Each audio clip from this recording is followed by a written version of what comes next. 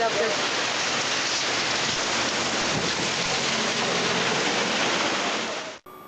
თქვენ უყურებთ საინფორმაციო გამოშვება ობიექტი სტუდიაში დარიკო ბერია მუშაობს საღამოშტობისა.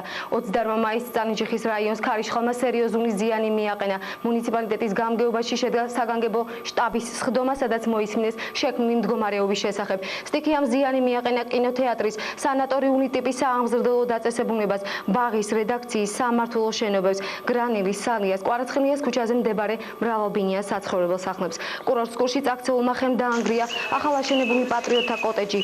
მოიშალა ელექტროგადამცემი ხაზები. სტიქიამ ათეულობით ხე ძირფესვიანად მოგლიჯა. რამდენიმე მოქალაქის ოჯახს სახურავი ახადა. მომხდართან დაკავშირებით ეცნობა სამხარეო ადმინისტრაციას. სამეგრელოს ზემოსვანეთის გუბერნატორი ზაზა გოროზია ადგილზე გაეცნო სიტუაციას. შეიქმნა კომისია, რომელიც სწავლობს ზარალის ოდენობას. სავარაუდოდ ეს თანხა საკმაოდ სერიოზული იქნება.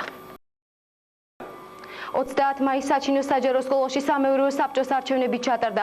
აირჩია 6 კაციანი სამეურვეო საბჭო. რამ გამოიწვია საჩინოს საჯარო სკოლაში ახალი სამეურვეო საბჭოს არჩევნების ჩატარება და ჩატარდა თუ არა ობიექტურად არჩევნები ჩვენი სიუჟეტიდან შეიტყობთ. საქართველოს განათლებისა და მეცნიერების სამინისტროს ბრძანებით რეორგანიზებული იქნა წალენჯიხის მუნიციპალიტეტის სოფელ საჩინოს ნომერ 2 საჯარო სკოლა, რომელიც სწავლებას ახორციელებდა დაწყებით საბაზო საფეხურზე და მიუერთდა წალენჯიხის მუნიციპალიტეტის სოფელ საჩინოს ნომერ 1 საჯარო სკოლას. სწორედ რეორგანიზაციის შედეგად რეგისტრაცია გაუქმდათ საჩინოს ორივე სკოლის სამეურვეო საბჭოებს და მოხდა ახალი არჩევნები. 30 მაისს საჩინოს საჯარო სკოლაში სამეურვეო საბჭოს არჩევნები ჩატარდა. არჩევნები დაიწყო დილის 12 საათზე და ზუსტად 6 საათზე საარჩევნო ყუთი დაილუქა. არჩევნები ჩატარდა საყოველთაო თანასწორი პირდაპირი საარჩევნო უფლების საფუძველზე ფარული კენჭისყრით. აირჩია 6 კაციანი საბჭო, რომელიც შედგება 3 პედაგოგისა და 3 მშობლისაგან. პირველ საფეხურზე არის 76 მშობელი, 97 მოსწავლე. მეორე საფეხურზე 39 მშობელი, 53 მოსწავლე. მესამე საფეხურზე 13 მშობელი, 13 მოსწავლე. საჩინოს სკოლაში არჩევნებმა ექსცესების გარეშე ჩაიარა. მთელი დღის განმავლობაში მიმდინარე მოვლენებს თვალყურს ადევნებდა საპატრულო პოლიცია. საჩინოს მსგავსად სხვა სკოლებშიც იგეგმება ოპტიმიზაცია. ოპტიმიზაციის საკითხს წყვეტს მხოლოდ განათლებისა და მეცნიერების სამინისტრო. სკოლების რეორგანიზაციის შედეგად კი ძველ საბჭოებს გაუქმდებათ უფლებამოსილება და ჩატარდება ახალი სამეურვეო საბჭოს არჩევნები. საჩინოს საჯარო სკოლაში არჩევნების ჩატარება 2007 წლის 30 მაისს გამოიწვია იმან, რომ მოხდა სკოლების რეორგანიზაცია. ეს ითვალისწინებს იმას, რომ საჩინოს საბაზო სკოლა მიუერთდა საჩინოს ნომერ 1 საჯარო სკოლას და მინისტრის ბრძანებით შეუჩერდა სამეურვეო საბჭოებს, ორივე სკოლის სამეურვეო საბჭოებს უფლებამოსილება. ანუ სკოლების რეორგანიზაციამ გამოიწვია ის, რომ უნდა არჩეულიყო ახალი სამეურვეო საბჭო. თქვენი აზრით ჩატარდა თუ არა ობიექტურად ეს არჩევნები? ობიექტურად ნამდვილად ჩატარდა ეს არჩევნები. ხა ჩვენ არ ვიცით ვინ როგორ აირჩიეს, მაგრამ ჩვენთვის საინტერესო იყო პროცედურა და პროცედურულად აბსოლუტურად ყველაფერი ჩატარდა ნორმალურად და არც ერთ დარღვევას ადგილი არ ჰქონია. უკვე სამეურვეო საბჭოს საარჩევნო კომისიამ წარმოადგინა ჩვენთან ყველა დოკუმენტაცია და არც ერთი საჩივარი არ შემოსულა არც ერთი მხრიდან, არც დამკვირვებლების მხრიდან, არც კოორდინატორის მხრიდან, არავის მხრიდან. ეს ნიშნავს იმას, რომ ყველაფერი ჩატარდა კანონის ფარგლებში. საჩინოს საჯარო სკოლის მსგავსად ჩატარდება თუ არა სხვაგანაც სამეურვეო საბჭოს არჩევნები? ეხლა ჩვენ ვაბზადებთ რამდენიმე სკოლის ოპტიმიზაციის პროექტს და ბუნებრივია, სადაც განხორციელდება ოპტიმიზაცია, მან დაირჩევა ახალი სამეურვეო საბჭოები. ხოლო რაც შეეხება საერთოდ ზოგადად არჩევნებს, ჩვენ ეხლა შემოგვდის მონაცემები, რომ ზოგიერთ სკოლაში მოსალოდნელია თავიდან რომელიმე საფეხურზე მოხდეს არჩევნების ჩატარება. კერძოდ ბავშვი გადავიდა სხვა საფეხურზე, ეს ნიშნავს იმას, რომ იმ საფეხურის მშობელი თუ იყო სამეურვეო საბჭოს წევრი, ის უნდა გავიდეს იქიდან, ანუ მას უწყდება უფლებამოსილება და თუ მისი შემცვლელი იმავე საფეხურზე არ არის, მაშინ უნდა შედგეს ახალი არჩევნები.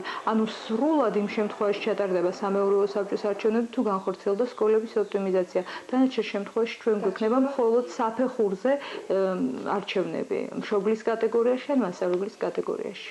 თუ მასწავლებელი გადავიდა სხვა სკოლაში, იმ შემთხვევაში რა თქმა უნდა.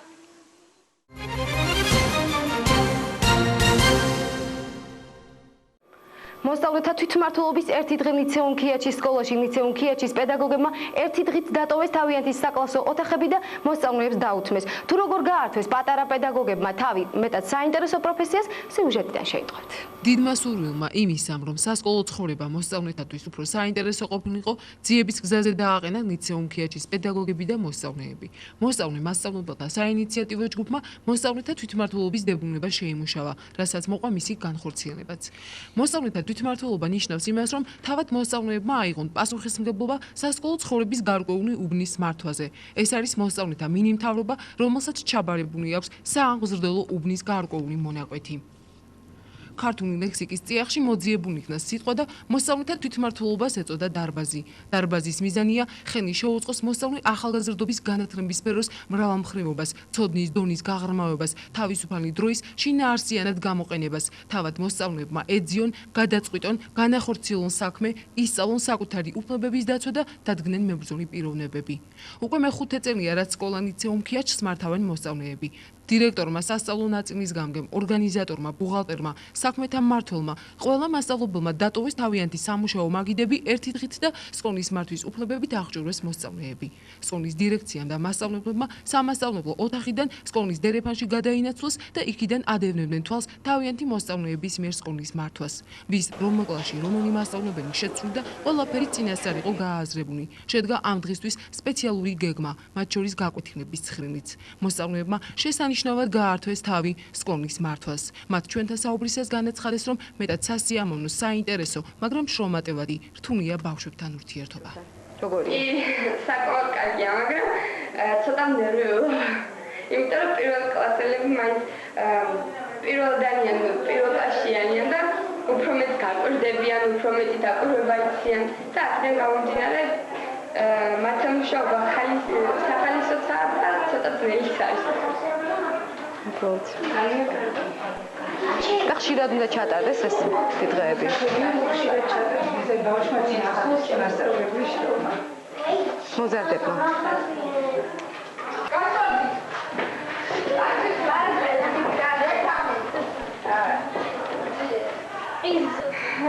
რთულია მათთან თანამშრომლობა? კი, ძალიან მე მგონი საკუთარ თავში ძალიან ძლიერად უნდა იყო დარწმუნებული და რა ვიცი. მოგწონს ისე ურთიერთობა? კი.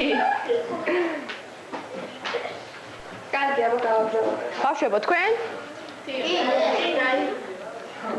ამ დღის მნიშვნელობა ვფიქრობ საკმაოდ დატვირთულია. ეს დღე მნიშვნელოვანი დღეა ახალგაზრდებისათვის. ამ დღით ახალგაზრდები ეჩვევიან დამოუკიდებლობას, იღებენ პასუხისმგებლობას და სწავლობენ, რა თქმა უნდა, ალბათ უკვე თქვენთვის ცნობილია, რომ წელს სკოლაში თვითმმართველობა ტარდება. ეს ყველასთვის ძალიან კარგია და უკეთესი იქნება, რომ სხვას უკეთ უფრო ორგანიზებული, უფრო უკეთესი და ყოფილიყო. ხშირად მიიღოთ თქვენს მონაწილეობა, ხო? ყოველწლიურად ტარდება ეს ჩვენ სკოლაში.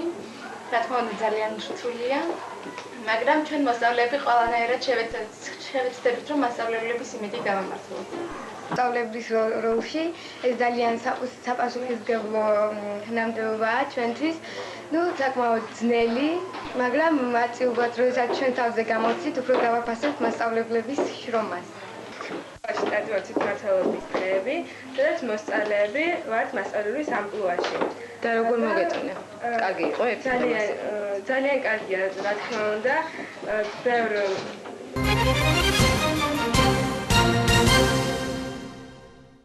პირველ ივნისი ბავშვთა დაცვის საერთაშორისო დღე ყველგან განსაკუთრებულად ლამაზი იყო და მათ შორის წალინჟიხაშიც. ბავშვების მხიარული, ბედნიერი სახეები, მხიარული სტარტები, ულამაზესი გამოფენა, საქველმოქმედო აქცია. ქალაქის ცენტრალურ მოედანზე მოეწყო შემოქმედ მოსწავლეთა ნახატების გამოფენა.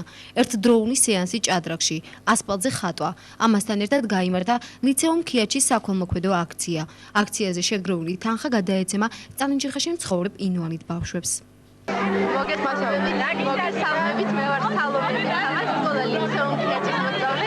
ბავშვობა ფერად ნაჭრებით დაგერებული მოხდა და ყველა პატარას, ყველა ბავშვს გულოცა დღევანდელ დღეს გისურვებთ წარმატებებს. ჩვენი სკოლა ლიცეუმ ქიაჩის დღეს აწყობს საქველმოქმედო აქციას. შემოსული თანხა გადაეცემა ინვალიდ ბავშვებს. ჩვენ იმედი გვაქვს, რომ მათ გულებს გავახარებთ და ხალი შევღებთ. და მინდა აგრეთვე სარგებლო და ყველანი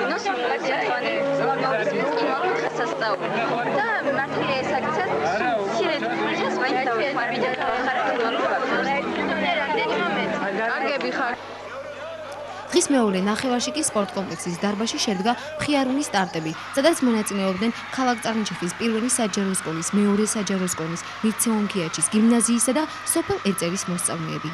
მხიარულ სტარტებში პირველ ადგილზე გავიდა პირველი საჯარო სკოლის გუნდი, მეორე ადგილზე სოფელ ეწერისა და მესამე ადგილზე გიმნაზიის გუნდი. გამარჯვებულ გუნდებს მუნიციპალიტეტმა სამახსოვრო პრიზები გადასცა, ხოლო გუნდის ყველა მონაწილეს კოკა-კოლა და ნაყინი დაურიგა.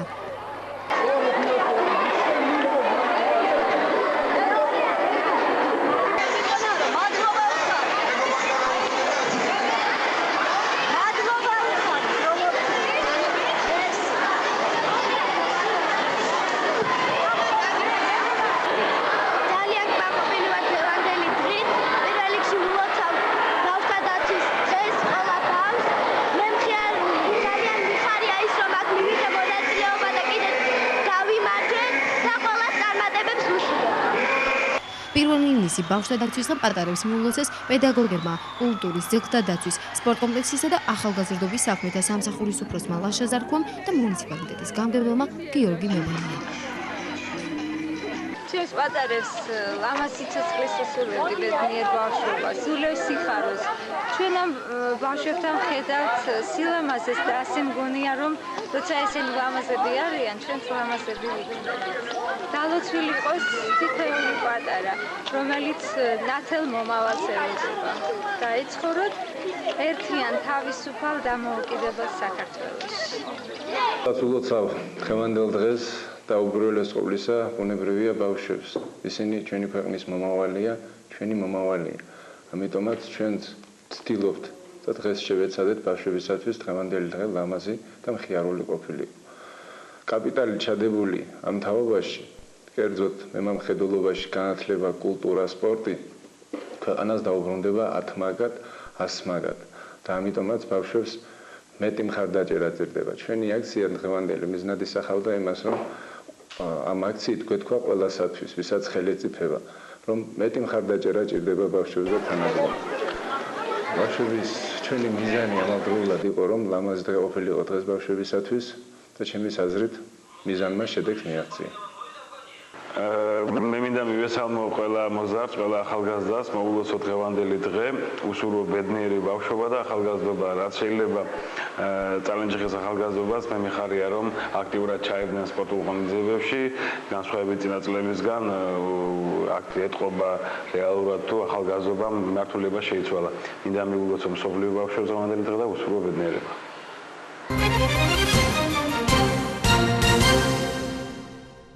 ქალაქ თბილისში ჩატარდა საქართველოს ჩემპიონატის მრავალგზის პრიზიორი სპორტის ოსტატის გოჩა ჩირაღიშვილის ხსოვნისადმი მიძღვნილი რესპუბლიკური ტურნირი თავისუფალ ჭიდაობაში, სადაც მონაწილეობა მიიღო ქალაქ ჯვარის 3 სპორტსმენმა ბექა ქობანიამ, ომარ ფარჯულიანმა და რევაზ უბილავამ. სამივე მათგანმა მესამე ადგილი დაიკავა. 26 მაისს ქალაქ ზუგდიდში დამოუკიდებლობის დღისადმი მიძღვნილი ტურნირი გაიმართა თავისუფალ ჭიდაობაში, სადაც მიწვეული იყო ქალაქ ჯვარის 46 სპორტ კომპლექსის 15 სპორტსმენი, 15-დან 11 სპორტსმენი დიპლომებითა და მედლებით დააჯილდოვეს. პირველი ადგილი დაიკავეს რევაზ უბილავამ, ზურაბ პირველმა და ირაკლი ნანავამ. მეორე ადგილი ისაკ უბილავამ და ომარ ფარჯულიანმა, ხოლო მესამე ადგილზე გავიდნენ გიორგი ანთია, თორნიკე კვანჭიანი, ბადრი უბილავა, გიორგი გოგოხია, დათო გვაძაბია და გიგა გოგილავა. ჯვარის გუნდიდან, ესე იგი 46 სპორტ სკოლის სახელით გამოვიდა ჯვარის გუნდი, რომელიც იყო 15 მონაწილე ჩვენი ჯვარიდან. 15 მონაწილედან 3 ოქროს მედალი ჩამოვიტანეთ, 2 მეორე ადგილი ჩამოვიტანეთ და 5 მესამე ადგილი ჩამოვიტანეთ. საერთო ჯამში 11 მედალი ჩამოვიტანეთ ზუგდიდიდან. და წონების მიხედვით ესე იგი იყო დიდი ასაკობრივი ჭიდაობა და პატარა ბავშვების ასაკობრივი ჭიდაობა. დიდებში პირველი ადგილი დაიკავა ნანავა ირაკლი, რომელიც ხოთაშორის საქართველოს ნაკრებში არის მიწვეული, დიდებში არის 19 წლის ბავშვი, რომელიც ახლა ხოთაშორის თბილისის საერთაშორისო თბილისის ტურნირი რესპუბლიკური ჩემპიონატი მოიგო, პირველი ადგილი დაიკავა. და კიდევ ქონდა ამის გარდა ჩვენ მივიღეთ მონაწილეობა რესპუბლიკური ტურნირებში, რომელიც იყო ასაკობრივ მიხედვით 90-11-იან წლებში დაბადებულები, რომელიც იყო მეორე და მესამე ადგილი და იყო 13-14-15 წლებში დაბადებულები, რომელიც ჩატარდა რესპუბლიკური ტურნირი, აგერ არის მაგათი დიპლომები, მედლები, რომელიც ავიღეთ 3 მესამე ადგილი.